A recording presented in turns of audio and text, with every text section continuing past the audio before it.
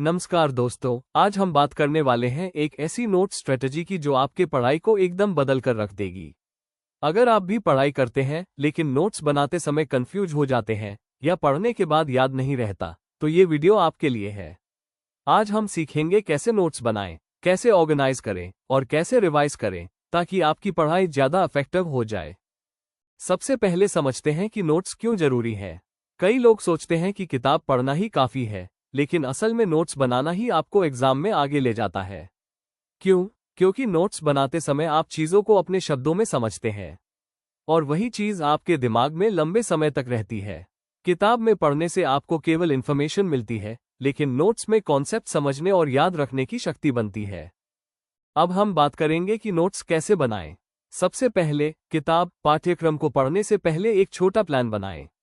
Topic का नाम लिखें, इंपॉर्टेंट पॉइंट्स को अंडरलाइन करें, शॉर्ट नोट्स में लिखें, एग्जाम्पल्स और डायग्राम्स जोड़ें। नोट्स बनाते समय याद रखें, लॉन्ग नोट्स नहीं, स्मार्ट नोट्स बनाओ, यानी छोटे, क्लियर और मीनिंगफुल। अब मैं आपको एक ऐसी स्ट्रैटेजी बताने वाला हूं जो सबसे पावरफुल है, कॉर्नल नोट्स मेथड। ये मेथड 3 भागों में होता है। लेफ्ट साइड कीवर्ड्स और क्वेश्चंस, राइट साइड नोट्स और एक्सप्लेनेशन, बॉटम समरी। जब आप पढ़ते हो तो राइट साइड में मेन पॉइंट्स लिखते हो, लेफ्ट साइड में कीवर्ड्स या क्वेश्चंस लिखते हो और बॉटम में समरी लिखते हो। इस मेथड से आपकी रिवीजन बहुत इजी हो जाती है, क्योंकि एग्जाम के समय आपको सिर्फ लेफ्ट साइड और समरी पढ़नी होती है। अब बात करते हैं माइंड मैप की। माइंड मैप का मतलब है एक सेंट्रल टॉपिक से सारे पॉइंट्स को ब्रांच की तरह फैलाना।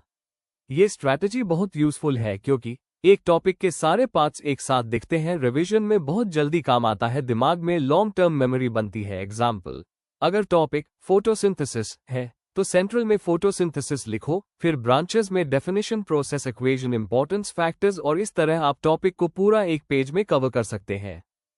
अब हम बात करेंगे एक्टिव रिकॉल की।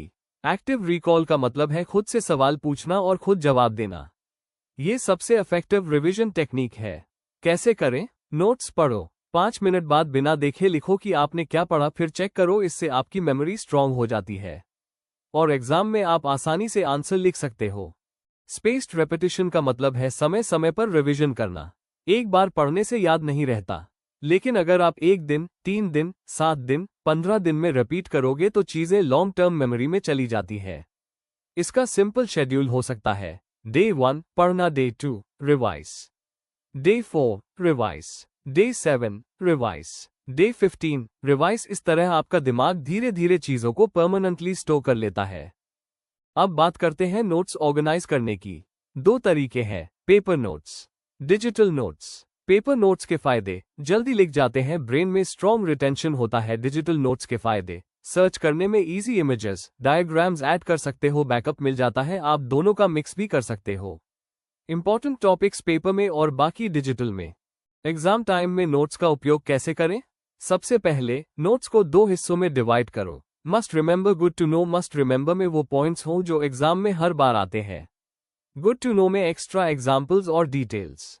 एग्जाम से 1 दिन पहले केवल मस्ट रिमेंबर पढ़ो और एग्जाम के 2-3 दिन पहले गुड टू नो भी रिवाइज कर लो।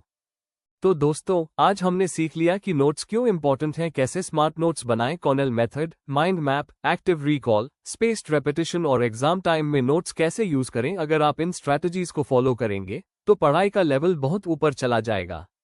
अगर आपको ये वीडियो यूजफुल लगा हो तो लाइक और सब्सक्राइब जरूर कर दीजिए और कमेंट्स में बताइए कि आप किस सब्जेक्ट के लिए नोट स्ट्रैटेजी चाहते हैं। धन्यवाद। अगले वीडियो में फिर मिलते हैं।